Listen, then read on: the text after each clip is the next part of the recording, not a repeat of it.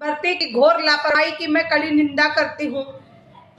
जो प्रश्न पत्र में ऐसे प्रश्न पूछे जा रहे हैं, उन्हें शर्म नहीं आती है? किसने ऐसे प्रश्नों का उल्लेख किया?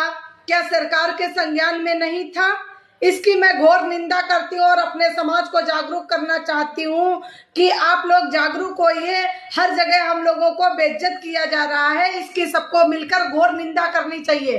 प्रश्न पूछा गया, अवसर के अनुसार बदल जाने वाला इस वाक्यांश के लिए एक शब्द का चयन कीजिए जिसमें 4 क्वेश्चन पूछे गए। नंबर 1 सदाचारी, दूसरा नंबर पंडित, तीसरा नंबर अवसरवादी और चौथा निष्कपट। दिए गए वाक्य के लिए एक शब्द का चयन कीजिए। अब मैं आपसे पूछना चाहती हूँ कि ये जो पंडित शब्द का प्रयोग किया गया है, हमारे समाज के लिए अपमानित करने के लिए किया गया है।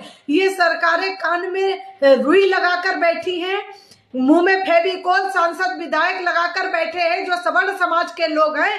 कितना अपमानित होना पड़ेगा हम सबको, इसकी मैं घोर निंदा करती हूँ। आगे मैं आप सबसे अपील करती हूँ, सुनिए। मैं सोनी शुक्ला क्रांति, राष्ट्रीय अध्यक्ष जनहित सर्व समाज सेवा समिति, पुलिस भर्ती बोर्ड की इस घोर लापरवाही और संवेदनहीनता के विरुद्ध बिगुल फूंकने के बीच आप सबके खड़ी हूँ और आप सब लोगों के सहयोग की आवश्यकता है। दूसरी बात साथियों, उत्तर पुस्तिका पुलिस भर्ती में एक प्रश्न पूछा गया है जो मैंने अभी आप सबको बताया है कि इसमें पंडित शब्द का प्रयोग किया गया है। इस पंडित शब्द का प्रयोग करने के लिए ये मूर्खतापूर्ण है, बल्कि ये एक गहरी साजिश के तहत समाज को अपमानित करने का कार्य किया गया। क्या शासन प्रशासन की नजर में किसी वर्ग विशेष की पहचान इतनी सस्ती हो गई है कि ये कृत्य करने में शर्म नहीं आई कि प्रश्न पत्रों में पंडित नाम शब्द से प्रयोग किया जाएगा, अब प्रश्नों में पंडित के नाम से पूछा जाने लगेगा।